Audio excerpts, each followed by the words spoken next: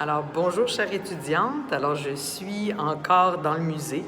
Puis, je suis ici aujourd'hui, cet après-midi, après le cours, pour vous expliquer le devoir. Alors, je suis dans une salle où est-ce qu'il y a justement comme des artistes qui ont travaillé. Puis là, vous allez voir des images derrière moi ou en avant de moi. Donc, inquiétez-vous pas.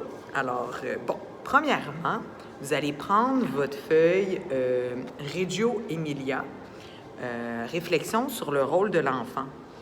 Donc, avant de faire la situation d'apprentissage que je vous ai invité à faire, d'aller à l'école, d'écouter la bibliothécaire, d'écouter un peu c'est quoi le musée, je voulais vous faire un exercice qui était de trouver les caractéristiques d'un apprenant enfant entre 5 ans et 12 ans.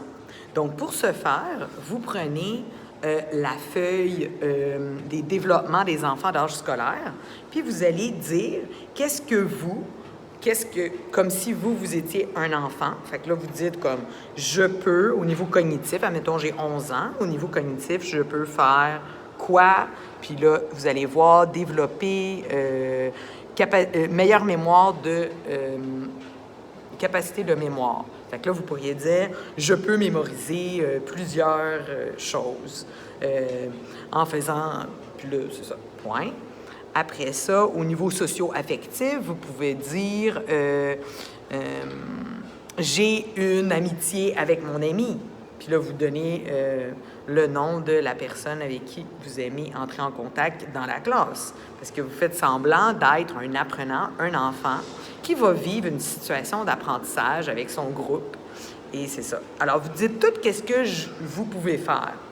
OK? Après ça, vous allez dire c'est quoi la forme de jeu, le type de jeu que vous aimez en tant qu'enfant de 11 ans. OK? Donc, selon le stade de développement, quelle sera la forme de jeu que tu choisiras ou les formes de jeu que tu choisiras. Solitaire, parallèle, associatif, coopératif. Donc, quand on est en milieu scolaire, c'est vraiment, vous allez écrire coopératif ou compétitif, puis tu donnes un exemple d'un jeu que tu aimes faire. Selon ton intérêt, quel sera le ou les types de jeux que tu utiliseras à ton avis? Est-ce que c'est de l'éveil? Est-ce que c'est de l'exploration? Fait qu'ici, dans cette approche-là, Reggio Emilia, ça va être beaucoup de l'exploration qu'on a fait, dans le fond, lors du cours.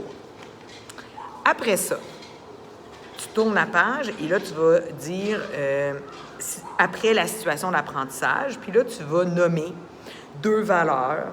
Tu vas décrire un processus d'apprentissage. Je vais me mettre de l'autre bord. Un processus d'apprentissage où est-ce que tu as vécu dans le cours, motivation, acquisition, intégration et transfert. Alors, tu vas répondre aux questions. Après ça, le rôle de l'éducatrice. À quel moment du processus d'apprentissage est-ce que tu avais le plus besoin de l'éducatrice? Tu vas l'écrire. Durant le cours, là. Fais semblant que tu es dans le cours, puis là, que tu avais besoin de me poser des questions, puis moi, je n'étais pas disponible. OK? Fait, ou j'étais disponible. OK? Mais là, ici, je n'étais pas disponible. Qu'est-ce que tu aurais aimé comme soutien de la part de l'éducatrice? De ma part, OK? Comme si j'étais l'éducatrice. Rôle du parent. Lorsque ton parent arrivera à la fin de la journée, qu'est-ce que tu aimerais lui dire après avoir vécu tout ce que tu as vécu dans le cours?